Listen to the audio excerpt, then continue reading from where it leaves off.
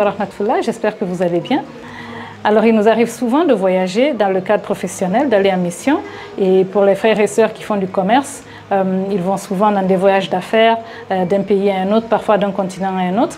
Et lorsqu'on voyage, c'est une opportunité pour nous d'admirer la création d'Allah subhanahu wa ta'ala, de découvrir de nouveaux peuples, de nouvelles façons de faire, de découvrir le monde qu'Allah a créé. Dans le Coran, Allah subhanahu wa ta'ala, il nous encourage à voyager à travers le monde. Il dit « Wasiru fil ard », il le dit plusieurs fois dans le Coran, voyager à travers la terre. Donc c'est quelque chose qui est encouragé tant qu'on a la capacité, c'est bien de voyager. Alors quand on voyage dans le cadre professionnel, on va en mission, il y a quelques éléments qui peuvent faire de notre mission quelque chose de béni, quelque chose de positif dans la balance de nos bonnes actions. Par exemple, lorsqu'on est en voyage, on est en mission, on se coupe de la famille, on a quitté notre domicile, maintenant on est dans le calme, c'est l'opportunité d'adorer Allah encore plus et encore mieux, parce que ces instants où on est seul doivent être utilisés pour nous retrouver, pour méditer, pour passer plus de temps dans notre ibadah, dans notre adoration d'Allah subhanahu wa ta'ala, parce que maintenant on est coupé de tout, on a moins de responsabilités, et puis on a l'opportunité de se focaliser sur notre ibadah. Donc c'est une grande opportunité également pour nous, c'est une opportunité à saisir. Ça c'est un. Également quelque chose qui est important de dire, c'est que lorsqu'on voyage dans le cadre de nos missions, ça veut dire qu'on est en bonne santé, parce que quelqu'un qui est malade ne va pas en mission. Donc déjà le fait qu'on voyage, on est en bonne santé, on a un bon job, ou bien on est dans un commerce profitable qui nous permet de voyager, c'est également une cause de reconnaissance. Pendant qu'il y a des gens qui sont malades à l'hôpital, qui se demandent juste quand est-ce qu'ils vont sortir, qui souffrent, qui ont mal, pendant qu'il y a des gens qui sont dans les prisons. Parfois, les gens ils sont enfermés dans les prisons à tort. On les a accusés, ils n'ont rien fait, mais ils sont enfermés, ils sont privés de leur liberté. Pendant qu'il y a des gens qui ont tellement de problèmes qu'ils ne peuvent même pas envisager d'aller en mission ou d'aller en voyage, tellement leurs problèmes sont sérieux. Allah subhanahu wa ta'ala, il nous permet d'avoir cette opportunité. Non seulement on n'est pas malade d'une certaine manière, également on n'est pas emprisonné, également on n'a pas des problèmes qui nous empêchent même d'aller d'un pays à un autre. Donc tout ça, c'est des causes de reconnaissance. Si on réfléchit à ça, on va se rendre compte que, alhamdulillah rabbil alamin, Allah il nous a vraiment favorisés. Et lorsqu'Allah nous favorise, il attend de nous qu'on soit reconnaissant. Pour être reconnaissant, il y a plusieurs manières. Tout d'abord, dans le cœur, on doit être reconnaissant. Dans la langue, en disant Allah ou Allah, je suis contente de toi. Également en parlant, en partageant avec tes proches ou les gens qui t'aiment, en partageant avec eux les bienfaits d'Allah subhanahu wa ta'ala sur toi. C'est bien de dire aux gens, regarde ce qu'Allah il a fait pour moi et tout. Les gens qui te veulent du bien, c'est bien de leur dire ça. Et également, une manière d'être reconnaissant, une manière très importante et une manière nécessaire de montrer sa reconnaissance à Allah, c'est de faire du bien. Donc lorsqu'on vient en mission, on est dans les chambres d'hôtel, on est dans les restaurants et tout, n'oublions pas que Allah il attend de nous qu'on lui obéisse, parce qu'il nous a amenés jusque-là, il nous a favorisés.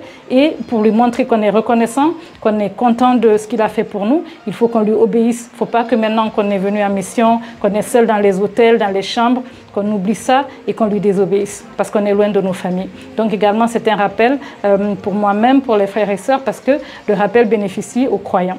C'est toujours bien de se rappeler les uns les autres. Et donc, utilisons les moments où on est loin de la famille, où on a plus de temps pour adorer Allah, plus c'est mieux. Et puis, trouvons des moyens toujours de lui montrer notre reconnaissance de plusieurs manières, que ce soit dans le cœur, avec les actes du cœur, que ce soit par la langue, par nos paroles, en écrivant, en fait, toute la reconnaissance que nous avons pour Allah, pour ce qu'il nous a donné, également en faisant des bonnes œuvres. Et comme Allah il a été généreux envers nous, soyons généreux envers les autres également. Et donc, lorsqu'on est en mission, on voyage, n'oublions pas aussi que les chambres d'hôtel, ce sont des endroits où beaucoup de gens passent. Donc lorsqu'on vient, c'est bien de mettre le Coran, de réciter le Coran dans les chambres où nous allons dormir, de ne pas oublier les askars, les zikr avant de dormir également, parce que c'est des endroits où on ne sait pas qui était là avant nous, etc. Donc rappelons-nous également, lorsqu'on est dans ces chambres-là, de toujours rester avec le nom d'Allah subhanahu wa ta'ala, de venir avec le livre d'Allah subhanahu wa ta'ala et de réciter pour nous-mêmes, de ne pas juste mettre au téléphone quelqu'un qui récite, mais nous-mêmes on récite le Coran pour nous-mêmes dans les chambres d'hôtel où on vient pour séjourner. Voilà, donc c'est vraiment des moments de reconnaissance, ce sont des moments de rappel pour qu'on sache qu'Allah nous a favorisés, mais c'est pour nous tester. Et donc même quand on prend des avions aujourd'hui, beaucoup voyagent en première classe, ils ont tellement de moyens, ils vont d'un pays à un autre, comme les gens vont d'un quartier à un autre, c'est devenu tellement facile pour eux de prendre l'avion, mais n'oublions pas que toutes ces facilités, tous ces bienfaits, Allah il nous teste, c'est pour voir comment on va réagir, c'est pour voir est-ce qu'on va continuer à l'adorer, est-ce qu'on ne va pas se laisser distraire par les gens qui nous montrent tellement de bien, les gens ils sont à notre service. Quand on a l'argent, les gens ils veulent te servir parce qu'ils veulent également que tu reviennes avec ton service, toujours leur donner ton argent, donc ils sont toujours très polis, très aimables. Mais tout ça, c'est Allah qui nous accorde le respect que ces gens-là nous donnent. Donc n'oublions pas de toujours mettre Allah comme numéro 1, parce que c'est lui qui nous offre tout ce que les gens nous accordent. C'est grâce à Allah que ces gens-là, ils nous accordent ça. Donc voilà, c'est un rappel pour que tous, on reste toujours focus sur qui est le numéro 1, c'est Allah subhanahu wa ta'ala, c'est Allah azza wa jal. Tout ce qu'on a, il nous a donné.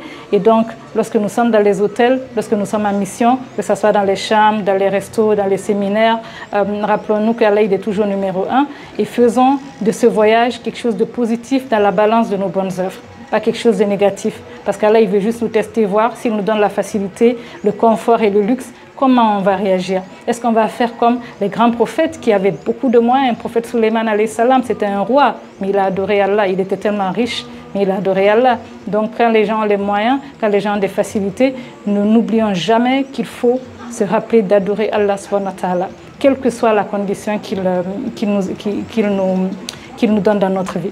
Voilà. Merci à tous et n'oublions pas que cette vie telle qu'elle est, cette dunya, quel que soit tout ce qu'on va avoir comme luxe, comme confort, comme facilité, quel que soit le nombre de personnes qui vont nous entourer, qui vont nous applaudir, qui vont nous dire peut-être qu'on est les meilleurs et tout ça là, c'est cette dunya. Ça finit par finir. Et ce qui finit jamais, jamais, c'est ce pourquoi on est en train d'œuvrer, ce pourquoi on veut nous battre pour avoir le Jannah. Le Jannah, le paradis qu'Allah subhanahu wa ta'ala nous a promis, si on arrive à vivre une vie où on fait de lui le numéro 1, où on fait des efforts pour qu'il soit satisfait de nous. Avant toute chose, faisons des efforts pour que Allah soit content de nous et tout le reste vient après. Voilà. En tout cas, merci et à la prochaine. Salam alaikum wa rahmatullahi wa barakatuh.